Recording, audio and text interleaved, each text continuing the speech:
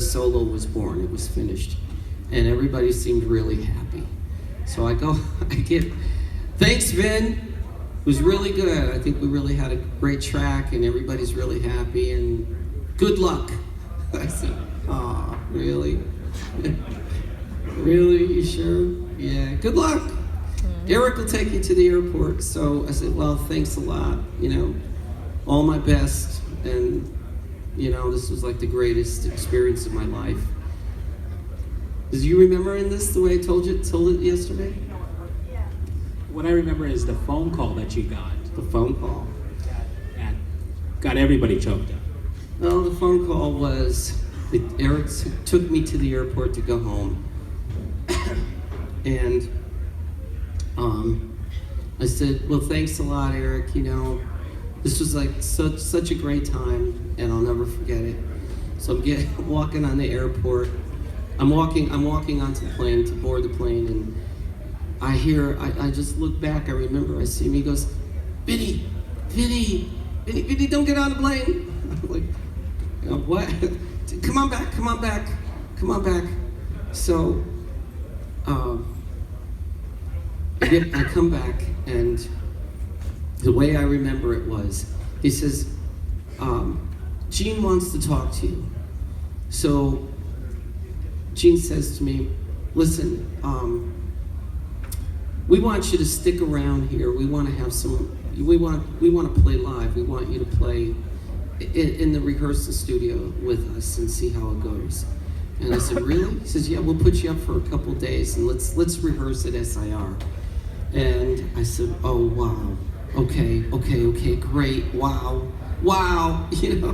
So we rehearsed for a couple of days, and I thought, gee, this is sounding so great. And then he says, well, thanks, Vin. We'll call you. Don't worry. We'll see what happens. And we're gonna rehearse. We're gonna audition some other guitar players. So I said, oh, wow. Okay, thanks. I had a great time. Thanks so much. I'll never forget this. So Eric will take you to the airport. Get in the car with Eric, and he takes me to the airport. He says, don't worry, Vin, everything will be all right, okay? I said, yeah, well, all right, okay. Well, I said, you have my number, you know where to call me, right? Yeah, we'll call. So I'm getting back.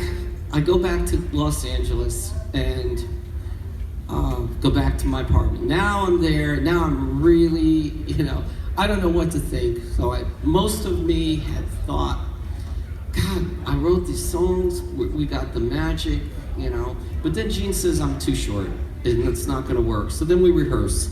And I thought, this is all going so well. And then I get the call again. One more call. I'll never forget this. And I think it was Gene. It was Gene. He said, Vin, we want you to join the band. Now, the call came at the moment I am in the bathtub taking a bath. And, it was like a real simple tub, but I said, I need a bath. I gotta get clean here, And it was, I wasn't home long. And he said, we want you to come back to New York. Get on the next plane, and you're gonna be in the band. You're gonna be our new guitarist. And I went,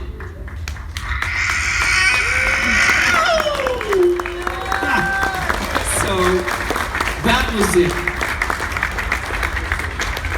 And as much as I could repeat it from yesterday, that was it. But it was a long time of the I don't know, looking at Anne-Marie being pregnant, and we had nothing. We had nothing. We didn't have, we had a car that was like a 1965.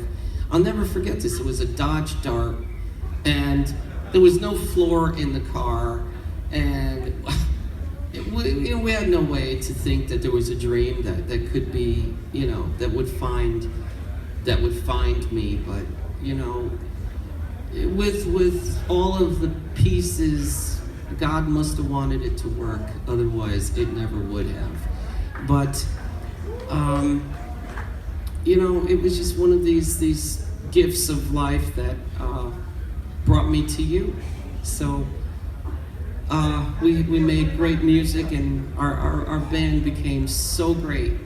The problem I remember was that I was stepping into Ace's shoes. I was in a replacement, and I didn't think there was any way to, you can't replace Ace, there's no way to do that. He was like, he was a god in his own way, and part of the band that was, this incredible piece of rock history, and I was there to, I was there to give him, my adoration, and saying, I can never replace you, so I'll do the best I can, to make the band as good as we could be. Was there, Eric set precedent that they created a new character for him. Was there ever any talk of you wearing Ace's makeup, or were you going to be an original character from the beginning? There was not a talk of Ace's makeup, no. Actually, I think I have a picture. It was something similar to Ace's makeup, but it wasn't his. It was like another version of that. But all of the pieces became so, they laid out, which without design, it almost seems like you couldn't have planned any of this if you tried, And it was a power greater than anybody that just let this piece connect to this piece and connect to this, because you just, there's no way people could, it would seem there's no way that we can be in control of any of this, Can I ask you how it felt to play with the makeup and without?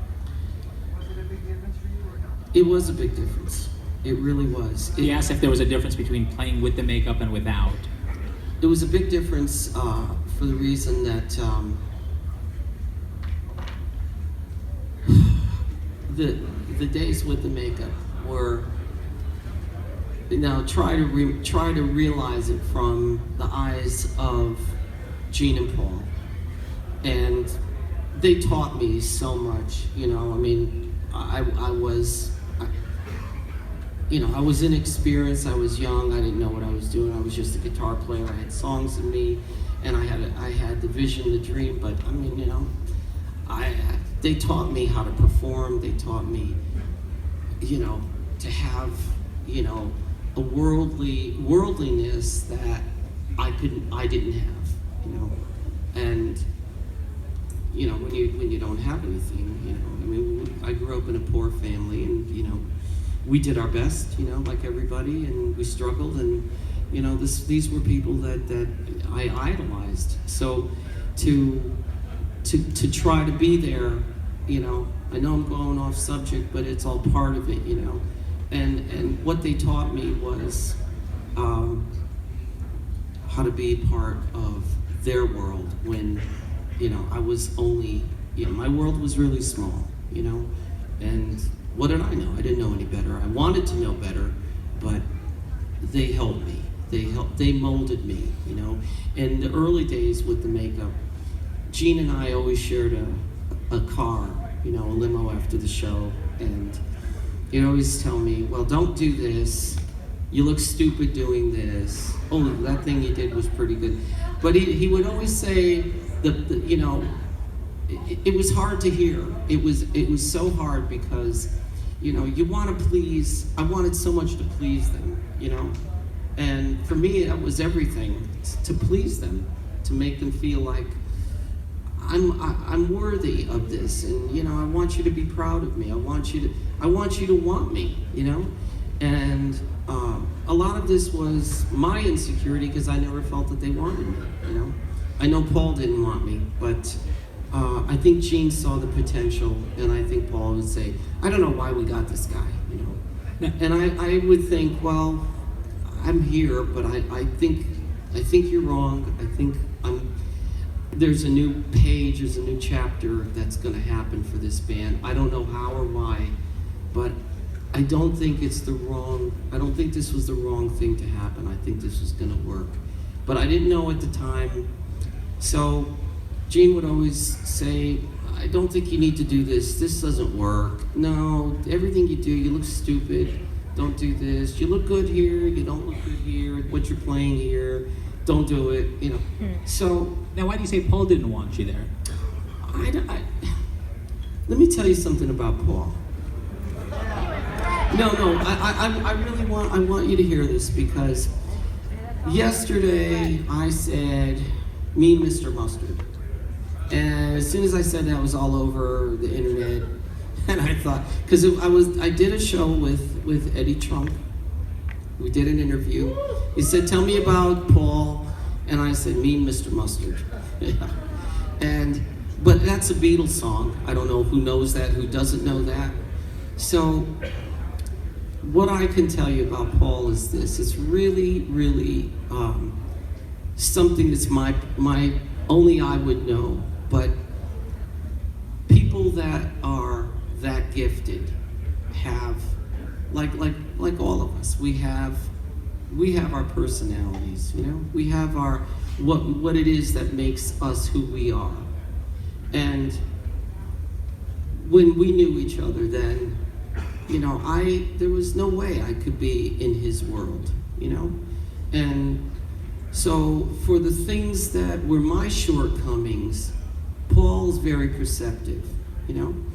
And he would say, "I hate this thing that you do, I hate it," you know.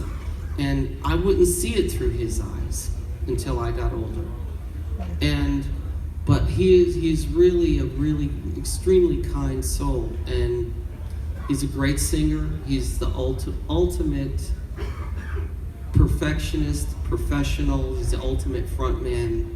I mean, he's Paul Stanley, you know. But I love him, and I'll tell you what, I had the greatest time with Paul when we were writing and performing. But my shortcomings, I wasn't able to see at the time, you know, because I wasn't looking at it through his eyes, you know. And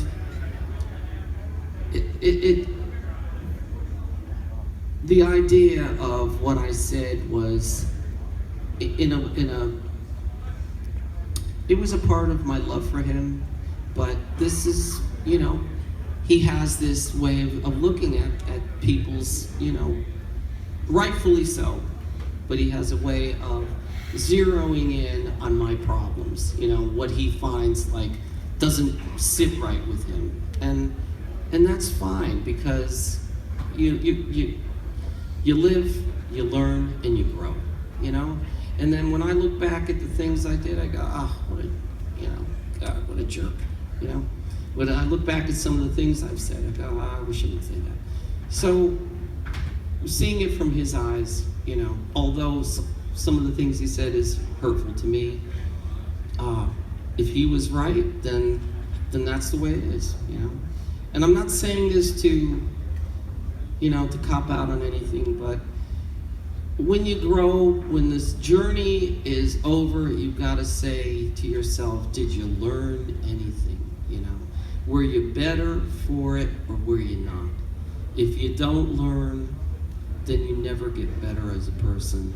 And I really wanted to be better, you know. I wanted to be more knowledgeable. I wanted to, you know, be better than I was, you know. So all of my life, all I did was play guitar, listen to records, play guitar, write songs, play guitar. And whatever else came as being, you know, living and being, you know, a worldlier person, I wasn't there. That was not what I was at that time. So, you know, I say some of the things I said because I know he wrote a book, and I know he said these things. I'm like, God, you know. But was he right? Maybe he probably was, you know. And do I remember? No, I don't remember. But I know some of the things happened. Like somebody said to me, wasn't that Paul? You yelled at him. You know, they cut you off on a guitar solo, you know, and it's like, and I yelled, you know, well, I wanted to play. Let me play, you know. But I didn't